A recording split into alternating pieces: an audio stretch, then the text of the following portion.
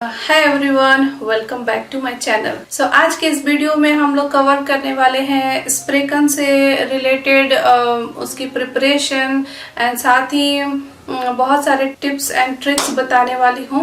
And साथ ही साथ स्प्रेकन के एग्जाम में बहुत ही इम्पोर्टेंट चेंज है, उसके बारे में भी आपके साथ डिस्कशन करूंगी। तो चलिए विदाउट एनी डिले के वीडियो को शुरू करते हैं। सो स्प्रेकन का exam one of toughest exam माना जाता है। जैसा कि आपको पता है, इसके पहले अगर आपने लेजन, लाउस्तरन, KNM या फिर अगर स्क्राइफन भी किया होगा तो आपको बहुत अच्छा आइडिया मिल गया होगा। द गुड थिंग इज कि बहुत सारे मटेरियल्स अवेलेबल है इंटरनेट पे, जिससे इसकी प्रिपरेशन करना बहुत ही इजी हो जाता है। सो स्प्रेकन के एग्जाम को देने से पहले मैं आपको सजेस्ट करूंगी कि आप और जो बाकी सारे एग्जाम्स हैं आप उसे जरूर दे दें।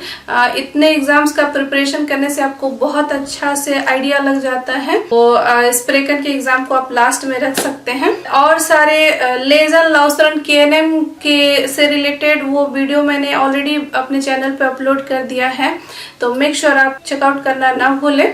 तो सबसे पहले मैं आपको बताती हूँ, स्प्रेकन एग्जाम 35 मिनट का होता है और इसमें 2 पार्ट होते हैं। फर्स्ट पार्ट में 12 क्वेश्चन होते हैं, सेकंड पार्ट में 12 क्वेश्चन होते हैं।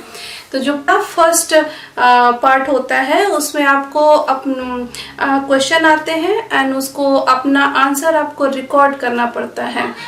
1 लाइन 2 लाइन ऐसे बोलना पड़ता है। और सेकंड पार्ट में आपको 12 क्वेश्चन आते हैं एंड उसमें आपको मल्टीपल चॉइसेस मिलते हैं। तो उसमें आपको लिसनिंग की भी थोड़ी प्रैक्टिस की जरूरत पड़ती है, या उसके बाद आप राइट आंसर चूज करते हैं।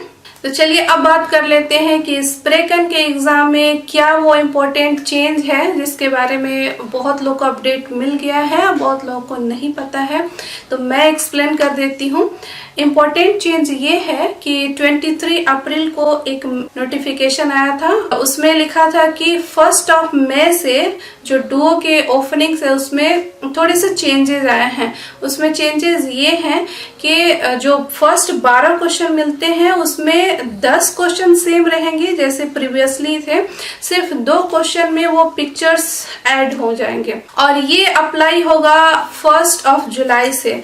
सो जिसका एग्जाम जुलाई से पहले है उन्हें परेशान होने की बिल्कुल भी जरूरत नहीं है, लेकिन जिनका एग्जाम जुलाई के बाद से है उन्हें मैं सजेस्ट करूंगी कि डुओ के ओपनिंग के जो नए पैटर्न चेंज हुए हैं, जस्ट फॉर प्रैक्टिस आप उसको जरूर प्रैक्टिस कर लें।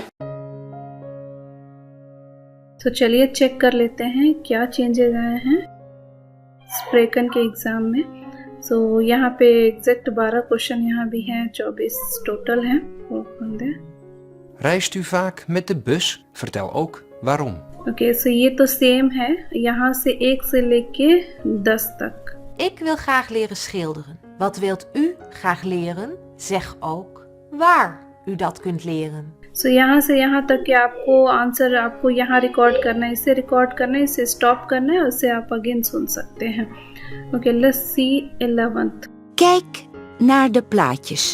Wat drinkt u liever? Vertel ook wanneer u dit graag drinkt. सो आपको इसका आंसर देना है, यहाँ पे रिकॉर्ड करिएगा एंड 12 चेक कर लेते हैं। Ricardo werkt als kapper. Kijk naar de plaatjes. Vertel wat Ricardo doet. Vertel iets over alle plaatjes. सो यहाँ पे ऑल पिक्चर्स के बारे में बोल रही है, तो आई थिंक 1 2 3 सेंटेंस इसके बनेंगे आंसर। अब यहाँ पे नेक्स्ट वन भी मैं चेक कर लेती हूँ और इसमें भी देखती हूँ क्या चेंजेस आया है। तो चलिए साथ में ही देख लेते हैं। Veel Nederlanders eten om 6 uur 's avonds. Wat vindt u daarvan? सो ये तो आपको पता Zeg है। ook hoe laat u zelf meestal eet. हाँ, ये तो पुराना ही है, हाँ पुराना टाइप ही है, लेकिन 11th देख लेते हैं। Kijk naar de plaatjes. Waar koopt u liever fruit? Vertel ook hoe vaak u fruit koopt. Okay, and then 12th देख लेते हैं। Mark en Senna zijn in een restaurant. Kijk naar de plaatjes. Vertel wat Mark en Senna doen in het restaurant. Vertel iets over alle plaatjes. सो इसमें भी again हमने देखा 3 sentence आपको बनाने होंगे द्रीजिनन और देन आपको यहाँ पे रिकॉर्ड करने होंगे। सो स्प्रेकन का थर्ड वन भी हम देख लेते हैं इसमें क्या चेंज है। अगर आपने भी अभी तक नहीं देखा है तो let's check and let's go directly 11। Kijk naar de plaatjes. Wat eet u liever? Vertel ook waarom. Okay सो इसमें भी आपको 2 सेंटेंस बोलने पड़ेंगे या अगर एक कंबाइन करके भी बोल सकते हैं। 12 देखते हैं। Kijk naar het plaatje. Wat doet de vrouw? Vertel ook hoe vaak ze dat doet. सो इसमें आप 2 सेंटेंस बोल सकते हैं या फिर एक में कंबाइन करके भी बोल सकते हैं। ये हो गया and let's see last one भी देख लेते हैं इसमें क्या चेंजेस आया है। Wat vindt Ayla gaat haar handen schoonmaken. Kijk naar de plaatjes. Vertel wat Ayla doet. Vertel iets over alle plaatjes. सो यहाँ पे आप देख सकते हैं यहाँ पे 3 सेंटेंस आपको बनाने पड़ेंगे। Let's see 12th one. Kijk naar het plaatje. Jafar komt te laat op zijn werk. Waarom komt hij te laat? Vertel ook wat hij nu moet doen. Okay so ये क्वेश्चन आपने देखा ना, ये picture के through यहाँ पे question पूछा गया है बट एक something I wanted to show you. Ik was vandaag te laat op mijn werk. Waarom bent u wel eens te laat? Zeg ook wat u dan doet. सो ये आपने जो सुना यहाँ पे सो आपको पिछला वाला जो मैंने पिक्चर में दिखाया गया था आपको सिमिलर लगा ना। सो आई थिंक थोड़ा बहुत ही चेंजेस है। अगर हम इसका आंसर दे सकते हैं तो उसका भी आंसर दे ही सकते हैं। ये समहाउ एक दूसरे से कनेक्टेड ही है। सो जैसा कि मैंने बताया कि पहले 10 क्वेश्चन सेम है, सिर्फ 11वां और 12वां क्वेश्चन चेंज हुआ है जिसमें आपको पिक्चर के थ्रू अपने आंसर रिकॉर्ड करने पड़ेंगे। तो चलिए अब बात कर लेते हैं स्प्रेकन एग्जाम के प्रिपरेशन की और सबसे पहले हम बात करेंगे फर्स्ट पार्ट की। तो फर्स्ट पार्ट का प्रिपरेशन कैसे करना है, जैसे मैंने बताया 12 क्वेश्चन आते हैं। सो क्वेश्चन होते हैं कुछ इस तरह से जैसे हु फाक, हु फेल, हु वन ईयर, आपको पता ही होगा इस तरह के क्वेश्चन आते हैं। जैसे आप बोल सकते हैं हु यू फिन द हेथवेयर इन नेदरलैंड, इस तरह के क्वेश्चन आते हैं, आपको पता होगा। तो चलिए आपके लिए इसे ब्रेक डाउन करते हुए बताती हूँ कि आप इसकी प्रिपरेशन कैसे करेंगे। तो फर्स्ट ऑफ ऑल जो डुओ के ओपनिंग्स जो 4 हैं तो उनका प्रैक्टिस आप बहुत अच्छी तरह से कर लीजिए। और प्रैक्टिस से मतलब कि जो आप क्वेश्चन सुनते हैं उसको ट्राई कीजिए, अपनी ही आवाज़ रिकॉर्ड करने का, सुनने का, आपसे कितनी ग्रामेटिकली मिस्टेक होती है या फिर आपका प्रोनाउंसिएशन कैसा होता है, आपको खुद को सुनना है अपना आंसर। सो इसके लिए आप क्या कर सकते हैं, आप सबसे पहले क्वेश्चन लिख लीजिए पेपर पे, आंसर लिख लीजिए और आप चाहे तो टाइप भी कर सकते हैं, टाइप करके प्रिंट आउट निकाल लीजिए, बहुत ही इजी है। तो जैसे इस तरह से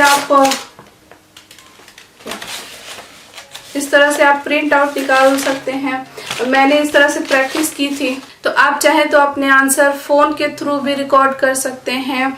सो इससे क्या होगा कि जो आप अपना आंसर रिकॉर्ड करके खुद सुनने से आपको पता चलेगा कि आपने कितनी मिस्टेक की है, कितना क्लोज आपका आंसर रहा है। तो लिखने से आपका प्रैक्टिस ये हो जाएगा कि आप किसी और के थ्रू भी चेक करा सकते हैं, अपने टीचर को बोल सकते हैं या फिर कोई भी ऐसा पर्सन है जो डच बहुत अच्छी तरह से जानता है उसको आप बोल सकते हैं। तो आप अपना आंसर शॉर्ट एंड सिंपल रखें। बेस्ट टिप यही है कि आप उसको कितना भी अच्छा आपको डच क्यों ना पता हो, आप उसको सिंपल शब्दों में ही रखें। और बहुत सारे तो क्वेश्चन में ही आंसर होते हैं, जस्ट थोड़ा सा हम कितना समझ पाते हैं और ये भी बहुत इम्पोर्टेंट है। प्रैक्टिस ऑल द ओपनिंग, जितने भी डुओ के ओपनिंग है वो आप प्रैक्टिस कीजिए जैसा मैंने किया। सो आप ऑल सारे क्वेश्चन को प्रिपेयर कीजिए, सारे आंसर को चेक कीजिए 1 by 1 एंड उसके बाद रिकॉर्ड कीजिए अपनी आवाज़। आप चाहे तो डुओ के ओपनिंग करते करते भी आप अगर हेडफोन यूज़ कर रहे हैं तो अपनी आवाज़ रिकॉर्ड कीजिए, सुनिए कितना मिस्टेक होता है आपसे, कितने फ्लुएंट हैं आप, और उसके बाद देखिए आपका आंसर कितना क्लोज है जो आपने लिखा है। सो इसे अगेन एंड अगेन प्रैक्टिस कीजिए। अगर आप चाहे तो मोबाइल से भी कर सकते हैं रिकॉर्ड, और अगर आप हेडफोन करते हैं, कंप्यूटर यूज करते हैं तो और भी बहुत अच्छा है। सेकेंड थिंग, आप अगर आपको कोई और डिफिकल्टीज हो रही है तो उसके लिए आप आर्ट एप्पल के वीडियोस रेफर कर सकते हैं। उनके वीडियोस बहुत अच्छे हैं, उन्होंने बहुत सारे वीडियो बनाया है स्प्रेकन के लिए स्पेशली, तो आप उसे चेकआउट करना नहीं भूलिएगा। आप उनको जहाँ जहाँ क्वेश्चन सुनने के बाद खुद ट्राई कीजिए उसे आंसर करने का। अगर जहाँ कहीं आप अटकते हैं देन उनका आंसर देखिए, और बहुत तो वो सिंपल उनका आंसर है, तो आप उसके थ्रू भी प्रैक्टिस कर सकते हैं। सो या आप आर्ट एप्पल का वीडियोस भी रेफर कर सकते हैं, और जैसे मैंने बताया था आपको कि आप चाहें तो इन सभी का एक प्लेलिस्ट बना लीजिए, आपके लिए बहुत इजी होगा प्रिपेयर करना और रिवाइज करना। ओके, चलिए अब बात कर लेते हैं सेकेंड पार्ट की, जो कि उतना ही इम्पोर्टेंट है जितना कि फर्स्ट पार्ट। जैसे कि मैंने बताया इसमें भी 12 क्वेश्चन आते हैं, और इसके आंसर में आपको मल्टीपल चॉइसेस मिलते हैं, देन आपको आंसर करने होते हैं, कोई एक बेस्ट आंसर आपको चूज करना होता है। इसका भी प्रिपरेशन बहुत अच्छा करना जरूरी है। डुओ के ओपनिंग पर तो है ही, अनफॉर्चुनेटली और कहीं बाहर से इसका कोई इस तरह का मटेरियल नहीं है, बट उसके लिए आप लिसनिंग का प्रैक्टिस जरूर करिएगा, उसमें बहुत सिंपल ही रहता है। सो अगर आपने लेजन, लाउसरन, KNM ये और मे भी अगर स्क्राइफन भी किया है तो आपको बहुत हेल्प मिलेगी स्प्रेकन के एग्जाम के प्रिपरेशन में। तो सबसे पहले सारे क्वेश्चन को आप बहुत ध्यान से पढ़िए, सुनिए एंड देन आंसर कीजिए। सो इसमें सबसे अच्छा ट्रिक जो है वो है रिजेक्शन का ट्रिक। अगर आप क्वेश्चन सुनते हैं 3 उसके ऑप्शन दिए गए हैं, देन उसमें जो आपको लगे कि बिल्कुल भी उसका आंसर हो ही नहीं सकता या फिर इसने तो ये पूछा ही नहीं, तो सबसे पहले रिजेक्ट कीजिए उसको। तो इस तरह से मे बी आप क्लोजेस्ट आंसर तक पहुंच जाए या फिर आपका आंसर सही हो जाए। तो ये ट्रिक को आप यूज कर सकते हैं। सो जैसे मैंने बताया, अगर कोई भी क्वेश्चन इस तरह का आता है, जैसे कि आपको यहाँ का वेदर किस तरह का लगता है या ना, या फिर कुछ भी आंसर ऐसा आंसर हो जो कि आपको लगता है कि ये तो बिल्कुल ही नहीं हो सकता, तो उसको सबसे पहले आप रिजेक्ट कर दीजिएगा। तो इस तरह से क्या होगा कि आपको खुद के एक्सपीरियंस से भी बहुत बेनिफिट मिलेगा इससे।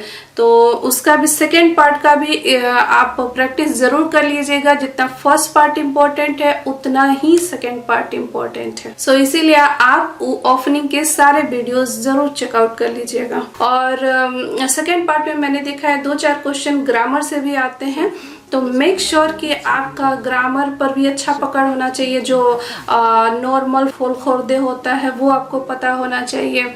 तो इससे क्या होगा कि 2-4 क्वेश्चन आपको ग्रामर से आएंगे, अगर आपको पता होगा तो बहुत इजीली आपको आंसर मिल जाएंगे। अब इसके लिए मैं आपको एक यूट्यूब चैनल रिकमेंड करना चाहूंगी जिसका नाम है डचीज टू बी। सो ये जो टीचर है वो बहुत ही अच्छा यूट्यूब वीडियो बनाती हैं, बहुत ही वेरी फन और इंटरेस्टिंग वे में वो डच लैंग्वेज को सिखाती हैं। जनरल भी आपको जो उनके ग्रामर्स हैं या फिर कन्वर्सेशन है, आप उनके प्लेलिस्ट को ज़रूर चेकआउट कीजिएगा और उसमें आपको जो भी रेलेवेंट लगे आप उसको ज़रूर प्रिपेयर कीजिएगा। मैंने इनके वीडियो बहुत देखे हैं, बहुत ही फन वे में इन्होंने बताया है, डच में भी और इंग्लिश में भी। तो अगर कोई भी आपको डिफ़िकल्टीज होती है तो उससे आपको बहुत हेल्प मिलेगी। सो अगर आप स्प्रेकन का एग्ज़ाम देते हैं तो इसका रिजल्ट आने में 6 to 8 वीक ज़रूर लग जाते हैं। तो हैव पेशेंस। स्प्रेकन के एग्ज़ाम के लिए मेरा बेस्ट एडवाइस यही है keep it short and simple. आप आंसर जितने आप सिंपल रखेंगे, वो कॉम्प्लिकेटेड बिल्कुल ही नहीं बनाइएगा।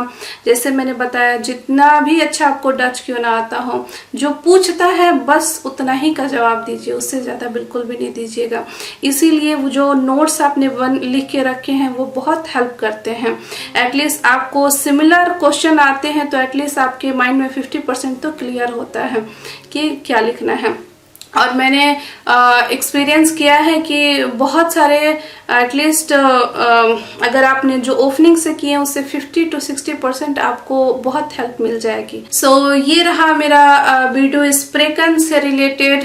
बहुत ही डिटेल में मैंने आपको समझाने की कोशिश की है और ये जस्ट मेरा एक्सपीरियंस है, मैंने कैसे प्रिपेयर किया है। प्रैक्टिस इज द की, आप उसे रिवाइज करते रहें। एंड और भी जितने भी मैंने चैनल्स बताए हैं आप उन्हें ज़रूर चेकआउट कीजिएगा, they are really helpful. I hope ये वीडियो आपके लिए हेल्पफुल रही होगी। प्रीवियस वीडियोस भी आप जरूर चेकआउट कर लीजिएगा एंड इन बर्खनिंग एग्जाम का मेरा एक्सपीरियंस भी ज़रूर आप चेक कर लीजिएगा, तो आपको बहुत हेल्प मिलेगी इससे। आई होप आपका एग्ज़ाम बहुत अच्छा जाएगा। सो इस वीडियो के लिए बस इतना ही। नेक्स्ट वीडियो में मैं स्क्राइफन कवर करूँगी। सो जो लोग स्क्राइफन की तैयारी कर रहे हैं तो वो भी वीडियो बहुत ही जल्द आने वाली है। सो इस वीडियो को लाइक एंड मेरे चैनल को सब्सक्राइब एंड मैं मिलूंगी आपसे नेक्स्ट वीडियो में। Till then bye.